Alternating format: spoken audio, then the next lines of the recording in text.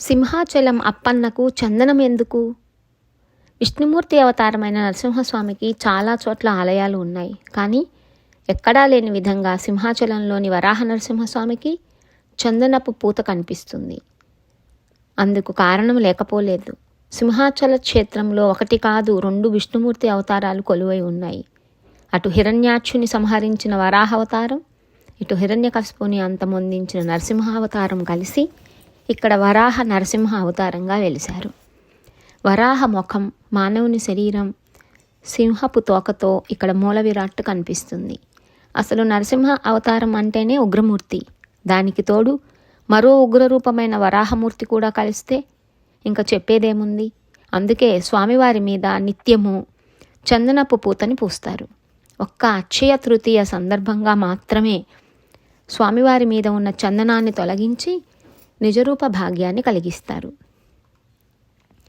పురూరవుడనే రాజు అక్షయ తృతీయ రోజున స్వామివారి నిజరూపాన్ని దర్శించాడు కాబట్టి ఆనాటి నుంచి ప్రతి అక్షయ తృతీయకు చందనోత్సవం జరుపుతున్నారన్నది స్థల పురాణం. దీని వెనుక మరో శాస్త్రీయ కారణం కూడా కనిపిస్తుంది. అక్షయ తృతీయ కృత్తిక లేదా రోహిణి నక్షత్రం ఉన్న రోజునే వస్తుంటుంది. ఈ 2 నక్షత్రాలు కూడా అగ్ని సంబంధమైనవే. అందుకనే ఈ రోజు నుంచే ఎండలు మరింత తీవ్రతరం కావటాన్ని గమనించవచ్చు. అసలే తీక్షణంగా ఉండే స్వామివారికి ఈ వేడిమి కూడా తోడైతే ఇక చెప్పేదేముంది. అందుకే స్వామివారికి కాస్త ఉపచారాన్ని కలిగించేందుకు చల్లటి తాజా చందనాన్ని లేపనం చేస్తారు. ముందుగా సహస్ర ఘటాలతో స్వామివారిని అభిషేకించి వారిని శాంతింపజేస్తారు. ఆపై 3 మనుగుల చందనాన్ని పూస్తారు. ఈ చందనంతోనే స్వామివారు సంవత్సరం పొడవునా దర్శనమిస్తారు. శ్రీ వరాహ లక్ష్మీ నరసింహస్వామి దేవస్థానం విశాఖపట్నంలో సింహాచలం అనే ప్రాంతంలో నగర నడిబొడ్డు నుండి 11 కిలోమీటర్ల దూరంలో తూర్పు కనుమలలో పర్వతం పైన ఉన్న ప్రముఖ హిందూ పుణ్యక్షేత్రం. ఈ క్షేత్రాన విశాఖ పరిసర ప్రాంతాల్లో ప్రజలు సింహాద్రి అప్పన్నగా పిలిచే వరాహ లక్ష్మీ నరసింహస్వామి కొలువై ఉన్నాడు. ఇది దక్షిణ భారతదేశంలోని ముఖ్యమైన వైష్ణవ పుణ్యక్షేత్రాలలో ఒకటి. ఈ దేవాలయం సంవత్సరానికి 12 గంటలు మాత్రమే ఈ దేవుని నిజరూప దర్శనం భక్తులకు లభిస్తుంది.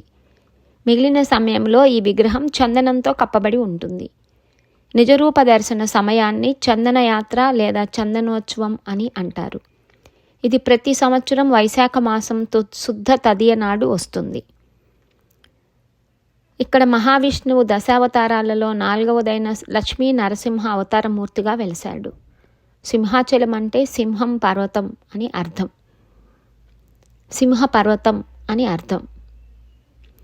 రాక్షసరాజు హిరణ్యకశిపుడు విష్ణువుకు బద్ధవైరి. తన కుమారుడైన ప్రహ్లాదుడిని పుట్టుకతోనే విష్ణు భక్తుడు అయినప్పటికీ ఆయన అనేక విధాల ప్రయత్నించి తన కుమారుని విష్ణు విముఖుణ్ణి చేయలేకపోతాడు. చివరికి చంపించేందుకు కూడా ప్రయత్నిస్తాడు. కానీ ప్రతిసారి ప్రహ్లాదుని విష్ణుమూర్తి రక్షిస్తాడు. ఇది చూసి విసిగిపోయిన హిరణ్యకశిపుడు, విష్ణువు సర్వవ్యాప్తమని చెప్తున్నావు కదా, ఏడీ ఈ స్తంభంలో ఉన్నాడా, చూపించు అని స్తంభాన్ని పగలగొట్టగా విష్ణువు నరసింహస్వామిగా స్తంభాన్ని చీల్చుకొని వచ్చి హిరణ్యకశిపుని సంహరించి ప్రహ్లాదుని రక్షించాడు. స్థల పురాణం ప్రకారం ప్రహ్లాదుడు ఇక్కడ మొట్టమొదటగా వరాహ నరసింహస్వామి విగ్రహాన్ని ఆరాధించాడు. ఆ తర్వాత కాలంలో చంద్రవంశానికి చెందిన పురూరవుడు అనే రాజు విమానం మీద వెళ్తుండగా ఈ స్థలానికి ఉన్న అత్యంత ప్రశస్తమైన శక్తి ప్రభావం వల్ల పురూరవుడి విమానం కిందకు ఆకర్షింపబడింది. అతడికి పుట్టలో కప్పబడి ఉన్న వరాహ నరసింహస్వామి కనిపించాడు.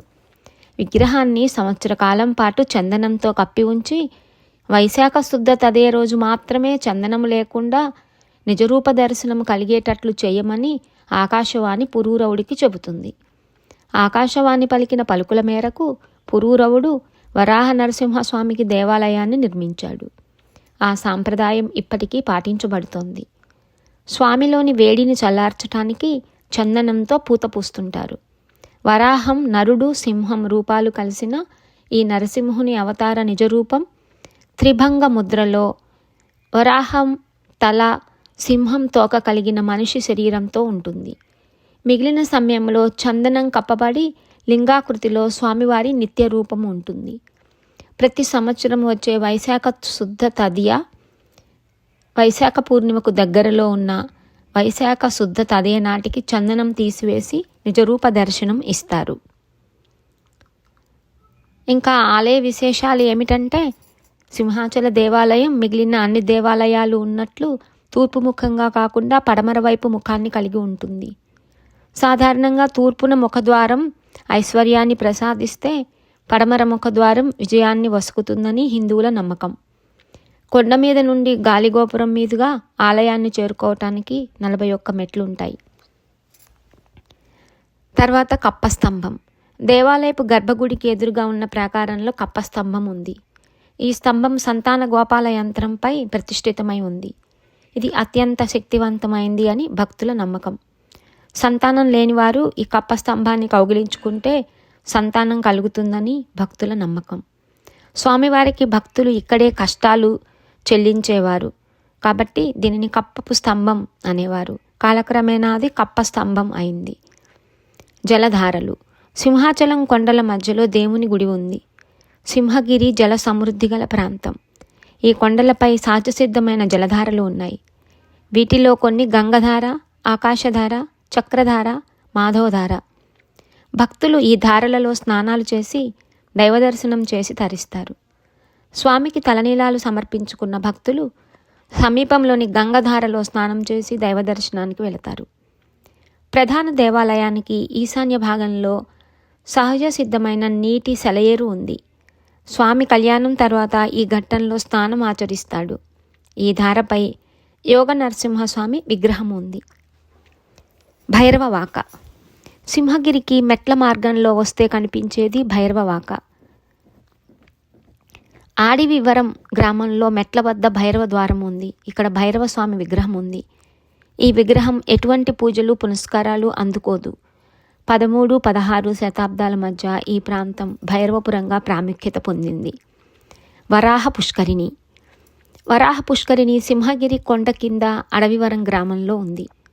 ఉత్సవమూర్తులను సంవత్సరానికి ఒకమారు తెప్పోత్సవం నాడు ఇక్కడికి తీసుకొని వచ్చి నౌకా విహారం చేయిస్తారు. ఈ పుష్కరిణి మధ్యలో ఒక మండపం ఉంది. మాధవధార. మాధవ స్వామి దేవాలయం ఉంది.